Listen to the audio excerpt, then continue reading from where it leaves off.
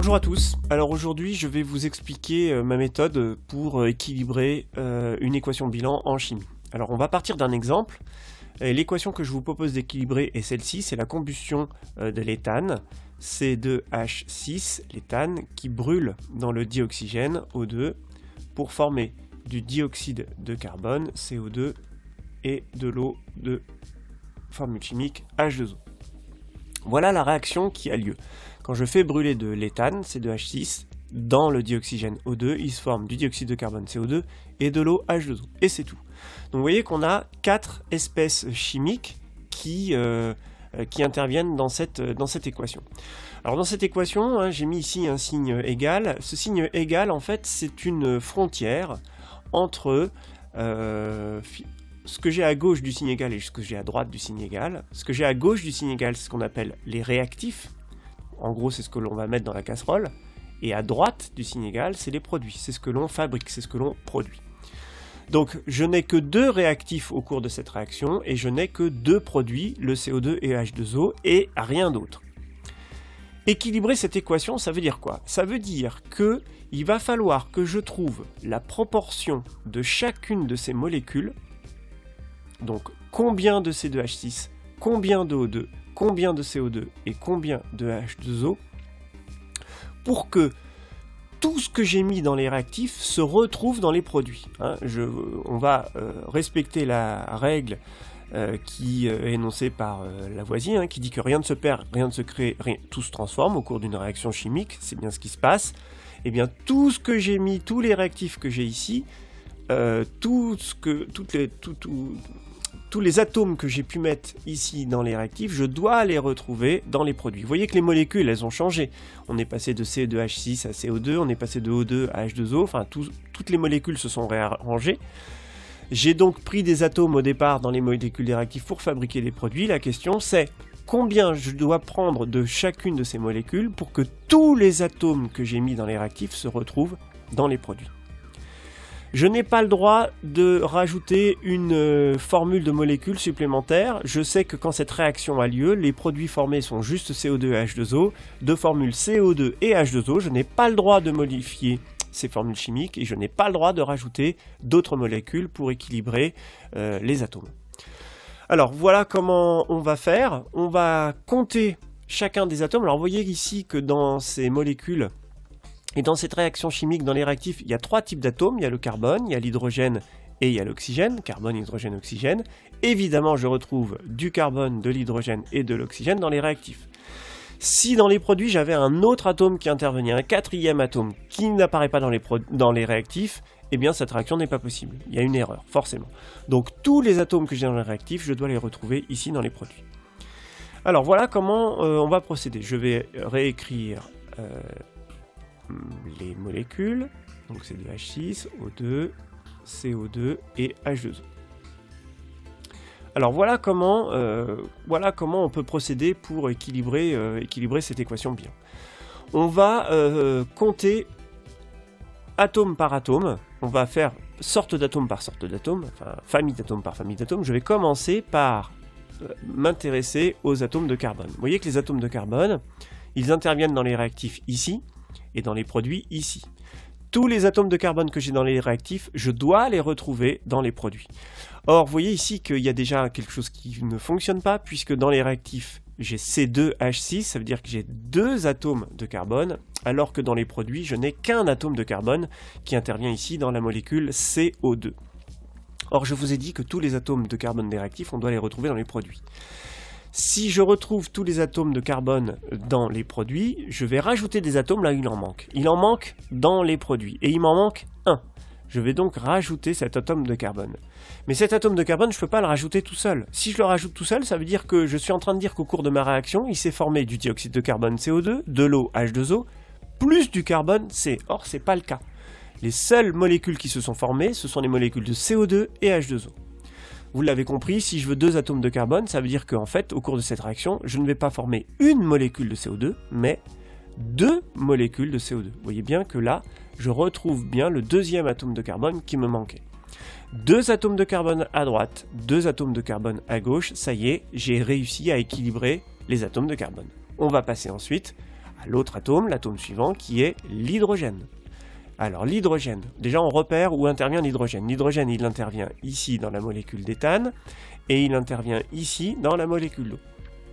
Là encore, vous voyez, j'ai 6 atomes d'hydrogène dans la molécule d'éthane, 6 à gauche, alors que je n'en ai que 2 dans la molécule d'eau à droite. Ça veut dire qu'il m'en manque à droite, il va falloir que je rajoute des atomes d'hydrogène à droite, mais pas sous n'importe quelle forme. Les atomes d'hydrogène, ils apparaissent dans la molécule d'eau, je vais donc rajouter des molécules d'eau. Et je vais faire en sorte de rajouter le bon nombre de molécules d'eau pour avoir égalité entre le nombre d'atomes à gauche et à droite. À gauche, j'ai dit que j'en avais 6, à droite, je dois donc en retrouver 6. Et bien pour retrouver 6 atomes d'hydrogène à droite, il va bien falloir que j'écrive 3 molécules d'eau. 1, 2, 4, 6. J'ai bien mes 6 atomes d'hydrogène ici à droite. 6 atomes d'hydrogène à droite, 6 atomes d'hydrogène à gauche. 2 atomes de carbone à gauche, 2 atomes de carbone à droite. Vous voyez que ça y est, je suis en train de trouver le nombre de molécules qu'il faut pour retrouver tous les atomes que j'ai mis à gauche pour les retrouver à droite. Maintenant, dernier atome, oxygène. Alors l'oxygène, dans les réactifs, l'oxygène il intervient ici. Alors que dans les produits, vous voyez que l'oxygène intervient à 2 endroits. Il intervient dans le dioxyde de carbone et dans l'eau. Donc vous voyez que des atomes d'hydrogène, j'en ai ici, ici, ici et ici. Bon, bah on compte. Vous voyez que forcément, là, tout de suite, on voit que j'en ai plus à droite qu'à gauche. Alors je vais compter combien j'en ai à droite. À droite, j'en ai 1, 2, 3, 4, 5, 6, 7. J'ai 7 atomes d'oxygène de ce côté-là. Alors que du côté gauche, vous voyez que je n'en ai que 2. Il m'en manque, évidemment, je vais rajouter des atomes d'oxygène, là encore, pas sous n'importe quelle forme, sous la forme de molécule O2. Et le but, c'est d'arriver à 7. Alors, j'en mets 2, 4, j'en mets 6, je ne peux pas en mettre 7. Il m'en manque, il faut que j'en rajoute. Donc forcément, j'en rajoute, mais je ne peux pas rajouter un O tout seul. Je vais forcément rajouter O2. Le problème, c'est que maintenant, j'ai 8 atomes d'oxygène à gauche, alors que je n'en ai que 7 à droite. Et ben, j'ai dit que je rajoute là où il en manque. Si j'en ai 8 à gauche et 7 à droite, je vais donc en rajouter un à droite. Mais cet atome d'oxygène que je vais rajouter, c'est forcément sous la forme H2O. Je recompte. 2, 4, 6, 8 atomes d'oxygène à gauche. Maintenant à droite, 1, 2, 3, 4, 5, 6, 7, 8. C'est bon, j'en ai bien 8 à droite. Oui, mais le problème, c'est que maintenant, en ayant rajouté cette molécule d'eau, j'ai aussi rajouté 2 atomes d'hydrogène. Et si je refais mon compte, vous voyez que j'ai un déséquilibre maintenant avec les atomes d'hydrogène. J'en ai 2, 4, 6, j'en ai 8 maintenant à droite, alors qu'ici je n'en avais que 6. Bon, eh ben, si j'en ai 8 à droite et que 6 à gauche, ça veut dire qu'il m'en manque à gauche. Et je vais donc devoir en rajouter. Et j'en rajoute à gauche. Le problème, c'est que si je rajoute de l'hydrogène à gauche, c'est obligatoirement sous la forme C2H6. Et alors là, vous voyez, ça y est, on a tout cassé, on a tout déséquilibré, et il n'y a plus qu'à recommencer. Et bien, c'est ce qu'on va faire. Alors, déjà, je vais supprimer mes numéros, je vais garder les molécules que j'ai écrites jusqu'à présent, et je vais continuer. Vous voyez qu'en rajoutant C2H6, ça y est, j'ai redéséquilibré les atomes de carbone. Et bien, on recommence. Alors on va recommencer et je repars avec le carbone.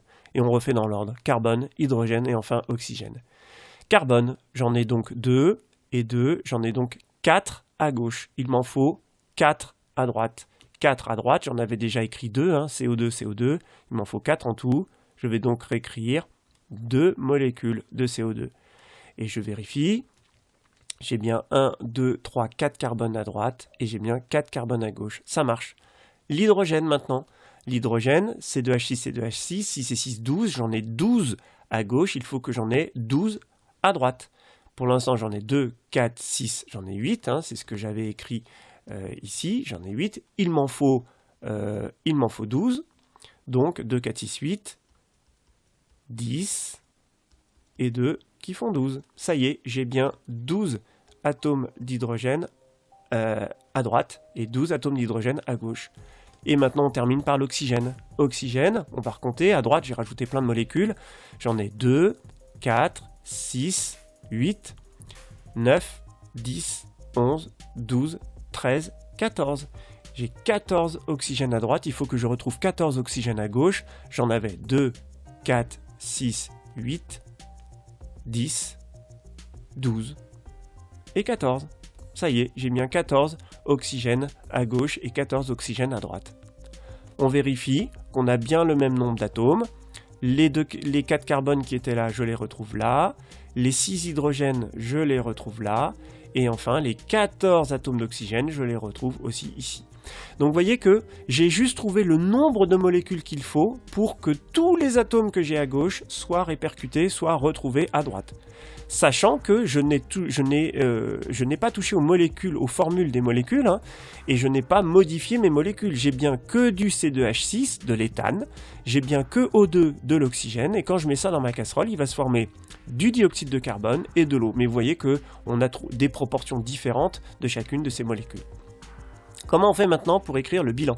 Eh bien, il suffit de faire comme en maths. On va tracer un trait d'addition et on va additionner tout ce que l'on vient de trouver. Alors, les molécules, mes formules de molécules, elles ne changent pas. Heureusement d'ailleurs, c'est de H6, j'ai bien O2, à droite j'ai bien CO2 et H2O. Et maintenant, je vais faire comme en maths, je vais additionner toutes les molécules. C2H6, C2H6, ça veut dire que j'ai 2 molécules de C2H6.